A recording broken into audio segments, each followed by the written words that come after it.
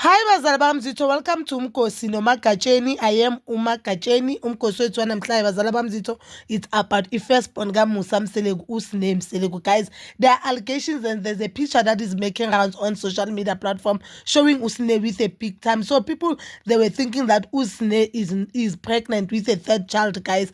And uSneh made a video clarifying all those allegations. Guys, let me just post the video, then I'll come back with the rest of my comment.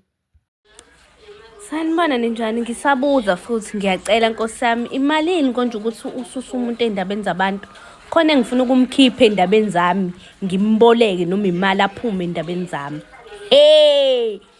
Kaze ngalingwa bese namhlanje lesithathu, kaze ngalingwa kulesithathu. Ngizivulela live la, haya ama comment.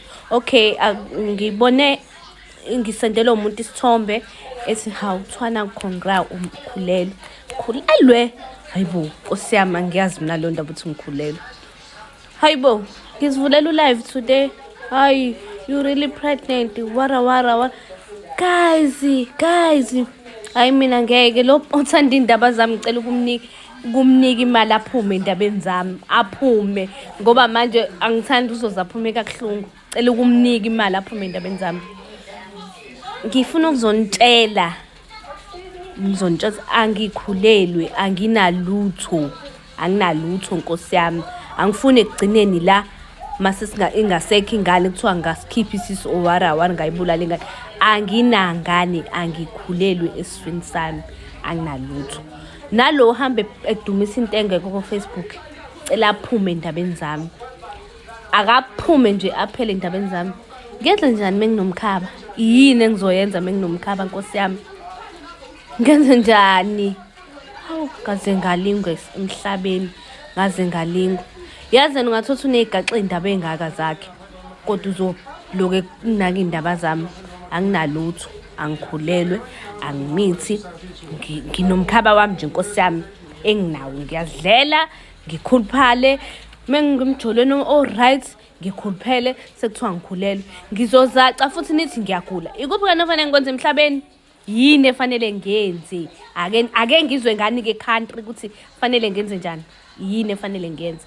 Anginalutho. Ngizontshela lokho nje ukuthi anginalutho. Mase ningitshelela lo obhizi nendaba zami, cela aphume endabeni zami. Ezela kumina ngizomnika imali aphume endabeni zami. Ake ningisize ningiphendulele ukuthi imalini ukususa umuntu endabeni zakhe. Imalini? Awu Jesu. Oh Thixo. Ngizongashuthi mina manje.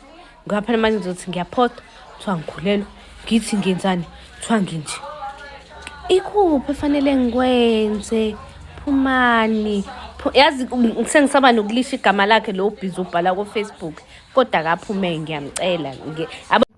Hi bazali bami zitho, that is uSneh Mseleku. So guys, uSneh uthi ucela nje kunibhadala or ukusibhadala, including myself, ukusiphume ezindabeni zakhe. So the picture that is making rounds on social media is visual uSneh with a big tummy, guys. Vele she seemed pregnant, but yeah, uthi she's not pregnant mina, because I've once heard these allegations and washo nalastekuthi she is not pregnant, guys, just that unesisu esikhulu. And the more she gains weight, I think nomkhaba wakhe uyakhula, which is i-situation yabafazi abaningi. Abanye they are saying it's because mhlambe mawuceda ukuthola ingane azange ufase isisu, but we don't know ukuthi uSneh why isisu sakhe it looks pregnant. Abanye abantu, guys, uthola ukuthi akekho right, khona ukugula nawo, just that asinotice. Abanye abantu uthola ukuthi khona ukugula abanzi, because I've heard someone at even if unama fibroids isisakho senza kanje, you look pregnant while you are not pregnant. But uSneh uthena kana next, it's just that she gained a lot of weight because happy relationship yakhe, happy nje empilweni, hence kubonakala ngathi pregnant, but she's not pregnant. So senengane zakhe eziyi-2 and she is not planning to get pregnant anytime soon. So that is all for now. Please don't forget to like, subscribe, share and hit that notification button. Nginithanda ukuya nokubuya.